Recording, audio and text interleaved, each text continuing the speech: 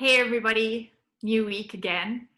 I've been asked by quite a few leaders recently, what are the top 5 things that leaders should be thinking about as we navigate this pandemic that we're all moving through at this point in time? And I would say that the very first thing to keep top of mind, and actually every single point that I'm going to make after this comes back to this number one thing, is make sure that every decision you're making is backed in data.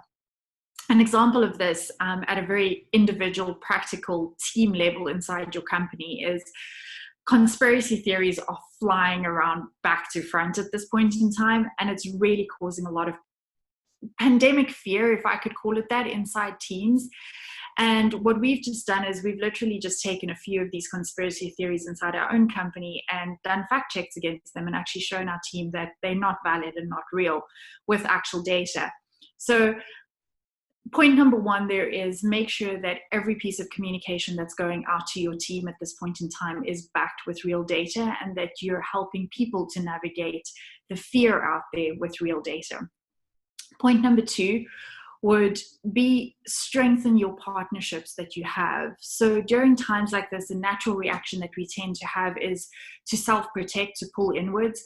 But now is really a time to look at your ecosystem and to look at who businesses are that you can really partner with or that you are already partnered with, and invest in those relationships. And that investment can come in very interesting ways. It could potentially be clauses inside contracts that have always stood in the relationship and have been really helpful and protective towards the relationship. But at this point in time, because we're going through a crisis, it may very well actually be a time to review those clauses and to create temporary lifts on them. An example of this that we've used in our own company is we've actually released some of our own team from non-compete so that they're able to work across ourselves as well as our partners. And therefore, we've created a better customer experience for our joint and mutual customers out there.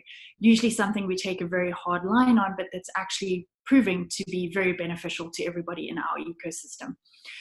Third thing that I really feel leaders should be keeping top of mind right now is that we need to understand that the market is actually going to have a bit of a wave effect when it comes to the numbers. So if you think about a very large enterprise organization having to navigate this pandemic, it takes large organizations much longer to, first of all, make decisions, but then to execute on those decisions. So where a small startup can execute a significant amount of layoffs very, very quickly early in the pandemic, it's going to take larger organizations much longer to do that.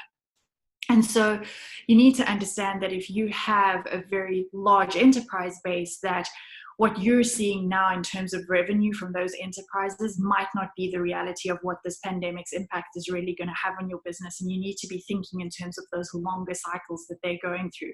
Whereas if the majority of your customers are smaller businesses, you may likely have seen the largest hit that you're going to see from them now. So just those type of things to understand your market and to truly understand how that impacts the overall market cycle that you're having to navigate.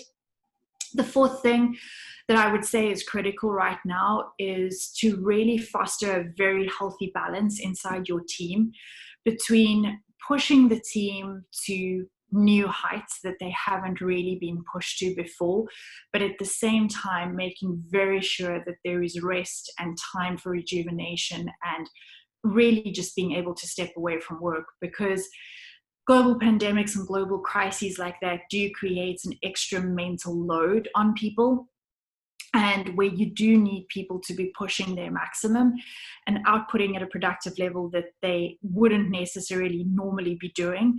You also do need to create that safe space for them where they can rejuvenate and can just step away and refresh their brains. It's the only way that you're going to be able to navigate through this, like in a sustained way over the next 2 years. And then point number 5, I would say, is very critical to really, really take a long, hard look at all the systems and processes. So as we know, we've all had to go remote.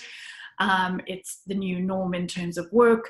And one of the key things that is really critical to think about at this point in time is to really take a long, hard look at all of the different systems that you actually are paying for, subscribe to, and using inside your business.